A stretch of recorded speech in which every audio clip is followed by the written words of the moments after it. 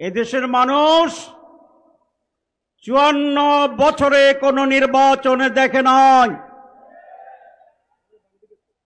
এবার মানুষ আশা করে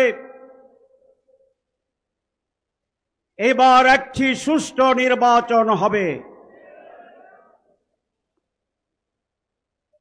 আমরা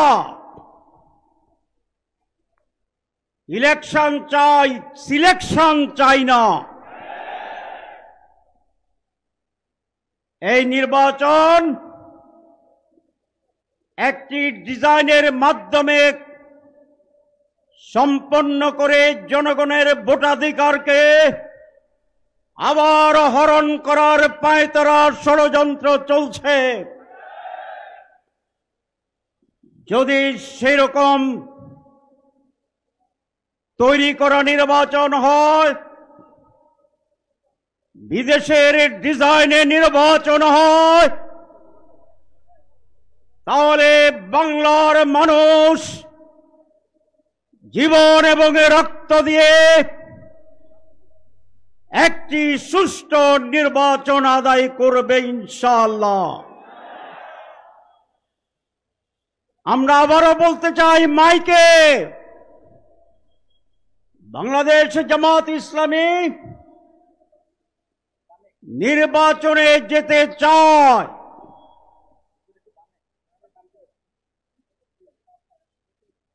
কিন্তু তার আগে সুষ্ঠু নির্বাচন হওয়ার বিষয়গুলো জনসমক্ষে উদ্ভাসিত হতে হবে, পরিষ্কার হতে হবে, আনন্দমুখর পরিবেশ তৈরি করতে হবে।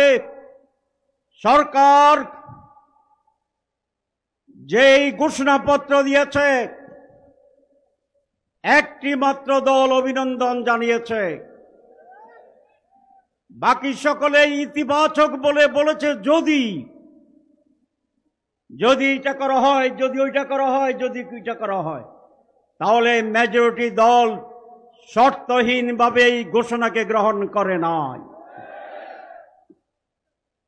নির্বাচনে আমরা বলেছি সুষ্ঠু নির্বাচনের জন্য সংস্কার জরুরি। সরকার বলেছে, প্রধান উপদেষ্টা বলেছেন, মাসের পর মাস সংস্কার কমিশন করে আমাদের প্রচুর সময় নিয়েছেন, ব্রেনস্টর্মিং হয়েছে। সব কিছুতে ঐক্যমত্য হওয়ার পরে তারা বলছেন এটার কোনো আইনি ভিত্তি নাই। তাহলে আইনি ভিত্তি যদি না থাকে তাহলে সংস্কার কি হয়েছে? ইমানের 3 অংশ, মুখে উচ্চারণ, মনে মনে বিশ্বাস এবং কর্মে বাস্তবায়ন।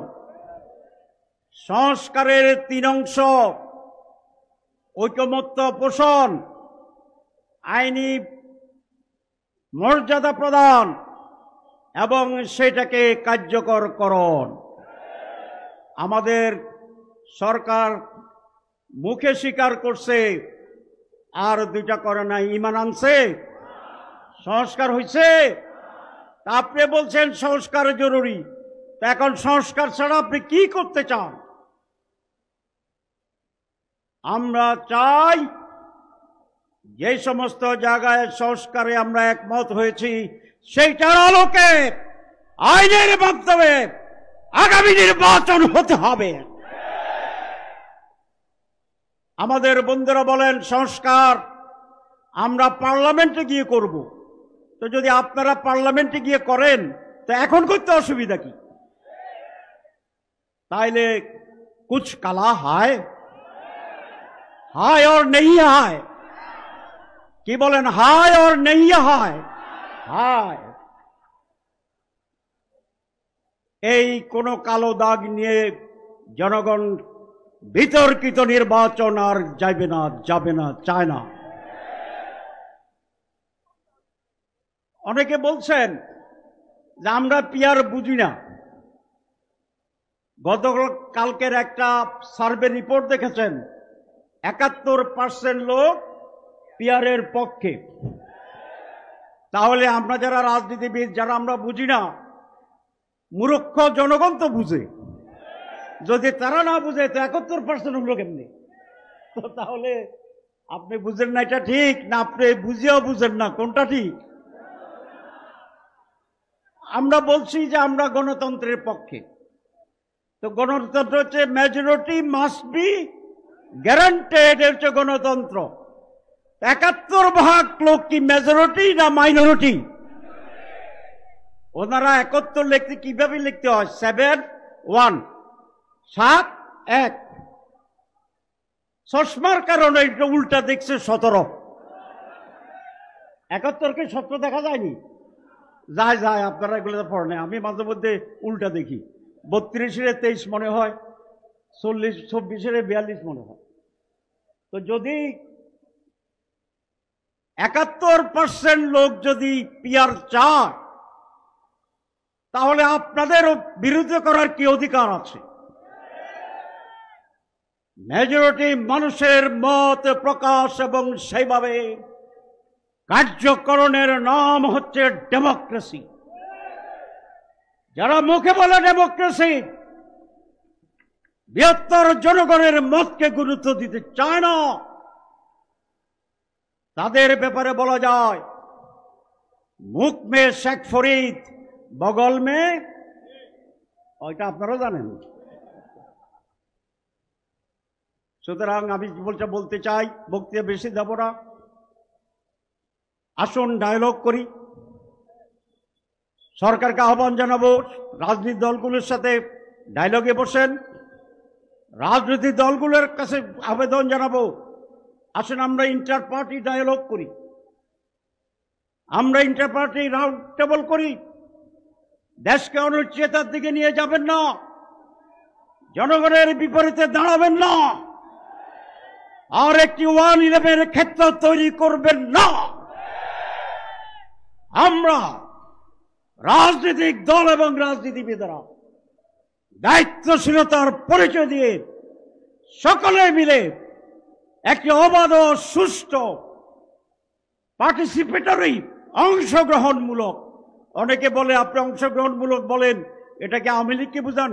নো, জনগণের অংশগ্রহণমূলক।